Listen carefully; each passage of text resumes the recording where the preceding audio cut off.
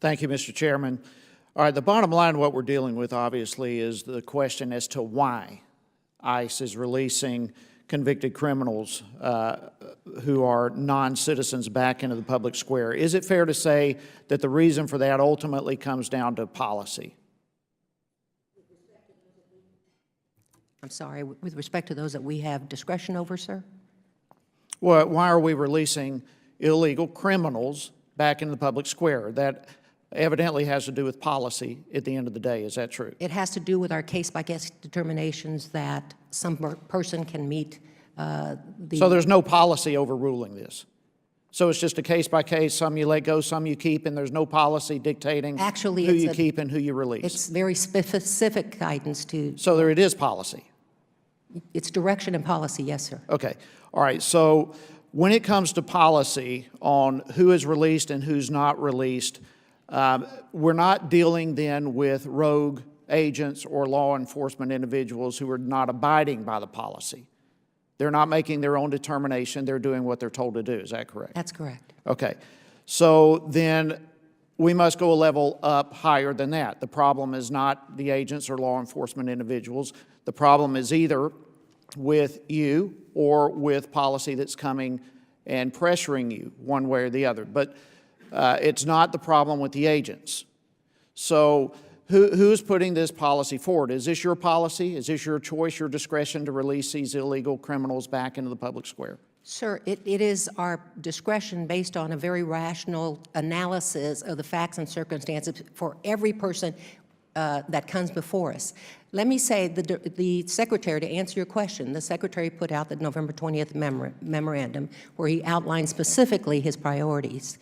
And I will tell you that just like you and the Chairman and the ranking member, that number of 30,000 caught my attention real quick. It's 66,000 over the last 2 years, and this is very poor discretion if policy is saying these people are or should be deported, and they're not being deported. They're being placed right back in our neighborhoods. I spoke this morning with a sheriff in Gwinnett County, which is the third largest county in the nation in terms of dealing with this problem.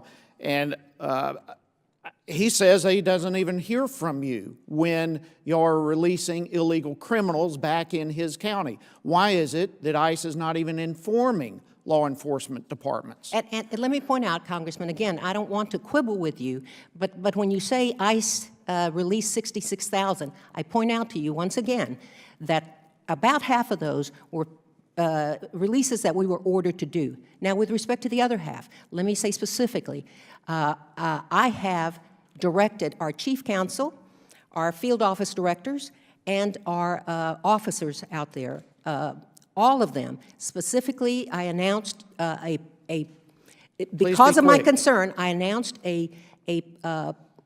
another level of review so that I can be satisfied that these decisions are being rationally made. It may offend somebody that we are looking over their shoulders, but we're going to do it so that I can be satisfied of this. I am asking every field office director or at that level or close to that level, associate directors, to All right, review let's go on. every... I want you to answer my question here. We are dealing with sheriff departments across this country who are not even in communication with your department, with ICE, and ICE is releasing criminals back in these areas, and these sheriffs are not being informed of it. Why is that? I'm trying to answer the question, Well, sir. be quick, please. Okay.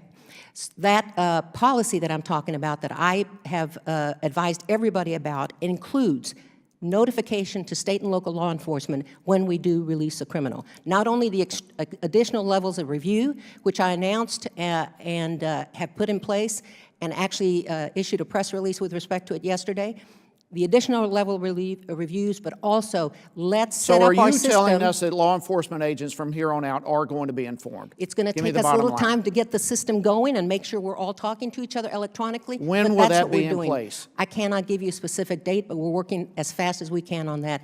And let's not forget the Secretary and the Deputy Secretary's efforts, along with myself, going across the country, meeting with police chiefs and sheriffs to discuss this new system and everything we're doing in connection with. Will it be in place this year, by the end of this I year? am very hopeful, sir, yes. I will get back to you on specifically where we are when we get back after this hearing. Mr. Chairman. Thank you. Chairman, I yield back.